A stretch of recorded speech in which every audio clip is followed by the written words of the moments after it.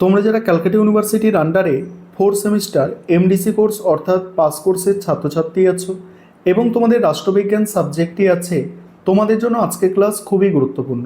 আজকের ক্লাসে তোমাদের CC4 পেপার, এই পেপারের মডিউল 1 থেকে গুরুত্বপূর্ণ 4টি 5 নম্বরের প্রশ্নের উত্তর নিয়ে আলোচনা করব। 4টে প্রশ্নই গুরুত্বপূর্ণ এবং সবথেকে গুরুত্বপূর্ণ প্রশ্নগুলোই আজকে আলোচনা করছি মডিউল 1-এর 5 নম্বরের প্রশ্ন। প্রথম প্রশ্ন, আদেশের ঐক্য কাকে বলে? জনপ্রশাসন ও সংগঠনের একটি অন্যতম গুরুত্বপূর্ণ নীতি হল আদেশের ঐক্য নীতি। আদেশের ঐক্য বলতে সাধারণত এমন একটি প্রশাসনিক ব্যবস্থাকে বোঝায় যেখানে কোনো নির্দিষ্ট সংগঠনের একজন অধস্তন কর্মী কেবল একজন মাত্র ঊর্ধ্বতন আধিকারিকের কাছ থেকে নির্দেশ বা আদেশ লাভ করবেন এবং নিজের কাজের জন্য তিনি কেবল সেই নির্দিষ্ট ঊর্ধ্বতনের কাছেই দায়বদ্ধ থাকবেন। এই নীতির মূল উদ্দেশ্য হল সংগঠনের দ্বৈত বা বহুবিধি নিয়ন্ত্রণের অবসান ঘটানো, যাতে কর্মীদের মধ্যে কোনো ধরনের বিভ্রান্তি বা বিশৃঙ্খলার সৃষ্টি না হয়।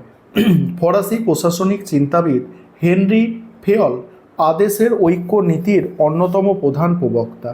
এই নীতি সম্পর্কে হেনরি ফেয়ল বলেছেন, কোনো নির্দিষ্ট কাজের জন্য একজন কর্মীর উচিত শুধুমাত্র একজন ঊর্ধ্বতন কর্তৃপক্ষের কাছ থেকেই নির্দেশ লাভ করা। ফেয়ল মনে করতেন এই নীতি লঙ্ঘিত হলে সংগঠনের কর্তৃত্ব দুর্বল হয়, শৃঙ্খলা বিনষ্ট হয় এবং স্থায়িত্ব বিপন্ন হয়।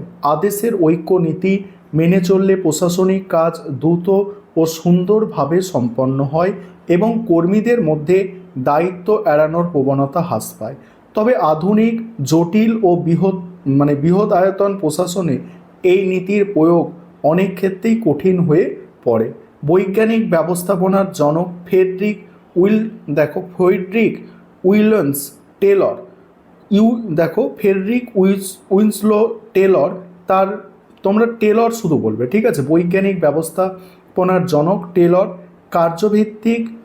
কার্যভিত্তিক ফোরম্যানশিপ ধারণায় এই নীতির বিরোধিতা করেছেন এবং বলেছেন একজন কর্মীর পক্ষে একাধিক বিশেষজ্ঞদের নির্দেশ লাভ করা অধিক কার্যকারী। তার সত্ত্বেও প্রশাসনের শৃঙ্খলা রক্ষা এবং কর্মীদের মধ্যে সুস্পষ্ট দায়িত্ববোধ গড়ে তোলার ক্ষেত্রে আদেশের ঐক্য নীতি একটি অপরিহার্য সাংগঠনিক ভিত্তি হিসাবে বিশ্বব্যাপী স্বীকৃতি লাভ করেছে। তারপরে কি আছে, নিয়ন্ত্রণের পরিধি ও সীমা বলতে কি বোঝো? জনপ্রশাসনের তত্ত্ব ও অনুশীলনে নিয়ন্ত্রণের পরিধি বা নিয়ন্ত্রণের সীমা হলো একটি অত্যন্ত তাৎপর্যপূর্ণ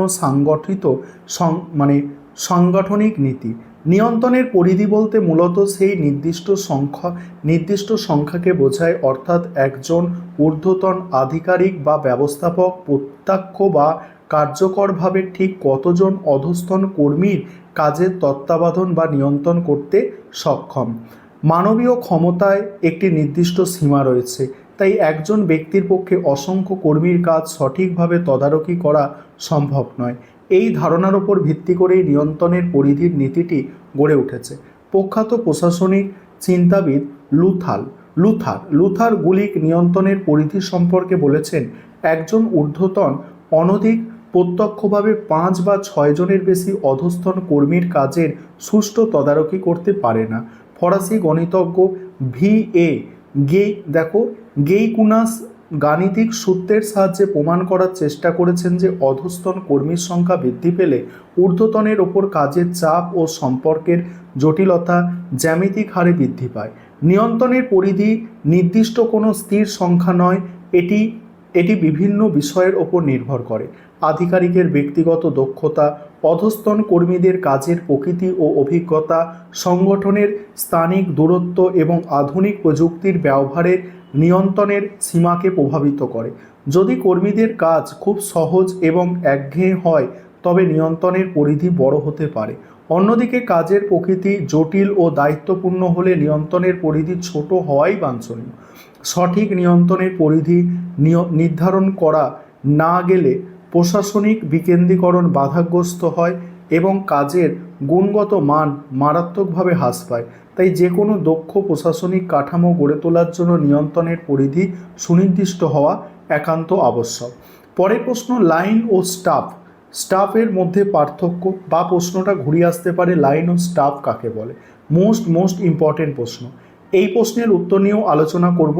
তার আগে একটা বিষয় তোমাদের বলার আছে, তোমাদের জন্য অনলাইন কোচিং ক্লাস চলছে, তবে আমাদের সিলেবাস প্রায় শেষ, তাই এখন তো আর অ্যাডমিশান হচ্ছে না। আর তোমরা চাইলে আমাদের স্টাডি মেটেরিয়াল অর্থাৎ পিডিএফ নোটস কিনতে পারো, তার জন্য তোমরা স্ক্রিনে দেওয়া নম্বরে যোগাযোগ করে দেবে। দেখো, লাইন আর স্টাফ। আর একটা বিষয় বলি যে আমাদের কিন্তু একটা টেলিগ্রাম চ্যানেল আছে, সেখানেও কিছু পিডিএফ সম্পূর্ণ ফ্রিতে সেখানে পাবে। সেই টেলিগ্রাম চ্যানেলেও তোমরা যুক্ত হতে পারো। টেলিগ্রাম চ্যানেলের লিঙ্ক এই ভিডিওর প্রথম কমেন্টেই থাকবে। ঠিক আছে, দেখো লাইন ও স্টাফ বুঝে নাও। আধুনিক জনপ্রশাসনের কার্য পরিচালনার সুবিধার্থে প্রশাসনিক সংস্থাকে প্রধানত লাইন ও স্টাফ এই দুই ভাগে ভাগ করা হয়। লাইন সংস্থা বলতে সেই সব কার্যনির্বাহী বিভাগকে বোঝায় যারা সংগঠনের মূল উদ্দেশ্য বা নীতি বাস্তবায়নের সাথে সরাসরি যুক্ত থাকে। অন্যদিকে স্টাফ সংস্থা হলো সেই সব উপদেষ্টা বা সহায়ক বিভাগ যারা লাইন সংস্থাকে তাদের কাজের প্রয়োজনীয় পরামর্শ, তথ্য ও সহায়তা প্রদান করে। এদের মূল পার্থক্যগুলি অত্যন্ত সুস্পষ্ট।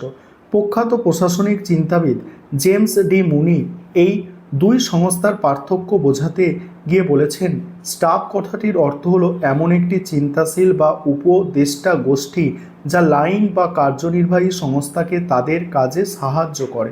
প্রথম হচ্ছে, লাইন সংস্থার প্রধান কাজ হলো নির্দেশ প্রদান করা এবং কাজ সম্পাদন করা। অপরদিকে স্টাফ সংস্থার কাজ হলো গবেষণা করা, পরিকল্পনা তৈরি করা এবং ঊর্ধ্বতন কর্তৃপক্ষকে সঠিক সিদ্ধান্ত গ্রহণের পরামর্শ দেওয়া।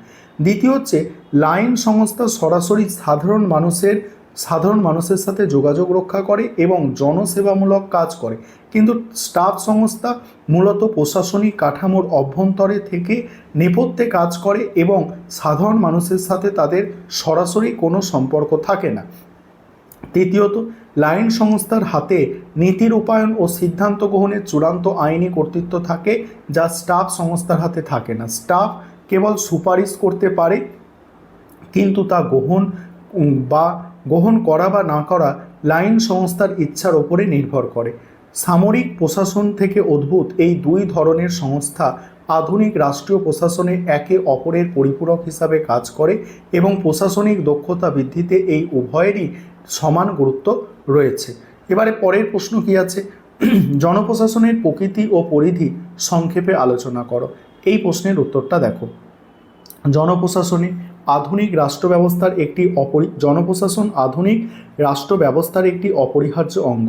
জনপ্রশাসনের প্রকৃতি বিশ্লেষণ করতে গিয়ে রাষ্ট্রবিজ্ঞানীরা প্রধানত দুটি দৃষ্টিভঙ্গির কথা বলেছেন, সামগ্রিক দৃষ্টিভঙ্গি এবং পরিচালনাগত দৃষ্টিভঙ্গি। সামগ্রিক দৃষ্টিভঙ্গি অনুসারে সরকারি নীতি নির্ধারণ ও বাস্তবায়নের সাথে যুক্ত সব ধরনের কাজই জনপ্রশাসনের অন্তর্ভুক্ত। অন্যদিকে পরিচালনাগত দৃষ্টিভঙ্গি মনে করে যে কেবলমাত্র উচ্চপদস্থ পরিচালক বা ব্যবস্থাপকদের কাজই প্রশাসনের প্রকৃতির আলোচ্য বিষয়। জনপ্রশাসনের পরিধি অত্যন্ত ব্যাপক ও পরিবর্তনশীল। প্রখ্যাত চিন্তাবিদ লুথার গুলিক জনপ্রশাসনের পরিধি বোঝাতে গিয়ে বলেছেন, জনপ্রশাসনের পরিধি মূলত পোস্ট কর্ভ নামক শব্দটির মধ্যে নিহিত রয়েছে, যা পরিকল্পনা, সংগঠন, কর্মী নিয়োগ, নির্দেশনা, সমন্বয় সাধন, প্রতিবেদন এবং বাজেট প্রণয়নকে নির্দেশ করে। তবে আধুনিককালে জনপ্রশাসনের পরিধি কেবল এই পরিচালনাগত কাজের মধ্যেই সীমাবদ্ধ নেই। একটি কল্যাণকামী রাষ্ট্রে জনগণের আর্থসামাজিক উন্নয়ন, পরিবেশ রক্ষা, দারিদ্র্য দূরীকরণ, মানবাধিকার রক্ষার মতো বহুবিধি জনকল্যাণমূলক কাজ প্রশাসনের পরিধিভুক্ত হয়েছে। আধুনিক জনপ্রশাসন কেবল সরকারের নির্বাহী বিভাগের কাজ নয়, এটি আইন ও বিচার বিভাগের সাথেও গভীরভাবে সম্পর্কযুক্ত। সমাজ জীবনের জটিলতা বৃদ্ধির সাথে সাথে জনপ্রশাসনের পরিধি ও প্রকৃতি প্রতিনিয়ত প্রসারিত হচ্ছে। বর্তমানে জনপ্রশাসন কেবল একটি তাত্ত্বিক বিষয় নয়, বরং এটি একটি গতিশীল প্রয়োগমূলক বিজ্ঞান যা সাধারণ মানুষের দৈনন্দিন জীবনের সাথে অঙ্গাঙ্গিভাবে জড়িত। এবারে আরও একটি প্রশ্ন আছে তোমাদের, মিনব্রুক সম্মেলনের গুরুত্ব। দেখো, 5টা প্রশ্ন আজকে বললাম, আশা করি এই 5টা প্রশ্নের মধ্যে থেকেই তোমরা মডিউল 1-এ কমন পাবে, কারণ সবথেকে গুরুত্বপূর্ণ এই 5টা প্রশ্নই মডিউল 1-এ 5 নম্বরের। সিসি 5 পেপারে। এটা একটু তোমরা দেখে নাও, এটা আর আলোচনা করছি না। এবং তোমরা যারা আমাদের থেকে উন্নত মানের স্টাডি মেটেরিয়াল পারচেস করতে চাইছো, অবশ্যই তোমরা স্ক্রিনে দেওয়া নম্বরে যোগাযোগ করতে পারো।